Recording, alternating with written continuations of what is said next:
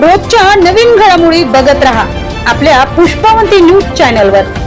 आजच आपल्या चॅनलला लाईक करा, शेअर करा, सबस्क्राइब करा, बेल आयकॉन। फेटरातील स्मशानभूमीची 10 गुंठे जमीन कधी हँडओव्हर होणार? स्मशानभूमीला मिळालेला निधी ही हडप, गावकऱ्यांचा आरोप। फेटरा गावात एकमेव स्मशानभूमीची सध्या दयनीय अवस्था झाली आहे। स्मशानभूमीच्या विकासाकरिता लाखो रुपयांचा निधी मिळालाय, परंतु तो निधी संबंधितांनी हडप केल्याचा आरोप गावकऱ्यांनी केलाय। स्मशानभूमीसाठी 10 गुंठे जमीन दान देण्यात आली अशी माहिती गावकऱ्यांना मिळाली आहे। ती 10 गुंठे जमीन स्मशानभूमीला कधी हँडओव्हर होणार असा प्रश्न गावकऱ्यांनी संबंधितांना विचारलाय। याकडे मात्र ग्रामपंचायतीचे सरपंच, उपसरपंच व सचिवांचे जाणीवपूर्वक दुर्लक्ष होताना दिसून येत आहे। याबाबत सविस्तर माहिती अशी की संपूर्ण फेटरा परिसराची लोकसंख्या जवळपास 5000 आहे। त्या गावातून 40 गावात प्राधिकरणामार्फत पाणी पुरवठा केला जातोय। त्या ठिकाणी परिसरातील ग्रामस्थांसाठी सर्वात मोठे प्राथमिक आरोग्य केंद्र देखील आहे। गेल्या 6 दशकापासून गावचा विकास मंदावलेला आहे। गावात ये-जा करण्यासाठी रस्ता नाही, पाणी पुरवठ्याची व्यवस्था नाही।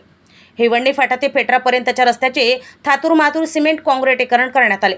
5000 लोकसंख्या असलेल्या गावामध्ये मोप रस्त्याला लागून स्मशानभूमी आहे, परंतु त्या स्मशानभूमीत मूलभूत सुविधा उपलब्ध नाही। स्मशानभूमीच्या विकासासाठी शासनाकडून लाख रुपयांचे अनुदान मिळाले। ती अनुदानाची रक्कम स्मशानभूमीच्या विकासासाठी वापरली नसल्याचा आरोप गावकऱ्यांनी लावलाय। संबंधितांनी संगनमत करून शासनाच्या निधीवर डल्ला मारल्याचा आरोप गावकऱ्यांनी केलाय। स्मशानभूमीला तार कंपाऊंड नाही, प्रवेशद्वार नाही, जे आहे तुटलेल्या अवस्थेत आहे। चारही बाजूंचे तार पूर्णपणे निकामी झाले। परिसरात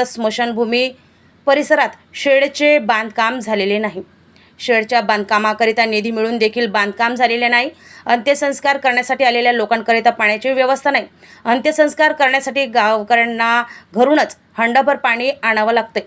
एका दिवशी गावातील 2 जणांचा मृत्यू झाल्यास त्या ठिकाणी दुसरी व्यवस्था देखील नाही, बसण्याची व्यवस्था नाही।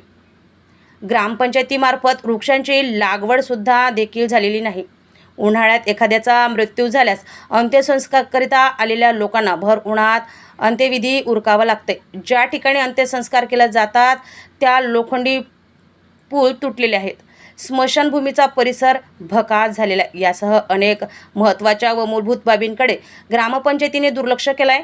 त्यामुळे ग्रामपंचायतीला मिळालेल्या निधीचा उच्चस्तरीय चौकशी करून दोषी आढळल्यास संबंधितांवर कारवाई करण्याची मागणी सध्या गावकऱ्यांकडून जोर धरत आहे। पुसद प्रतिनिधी।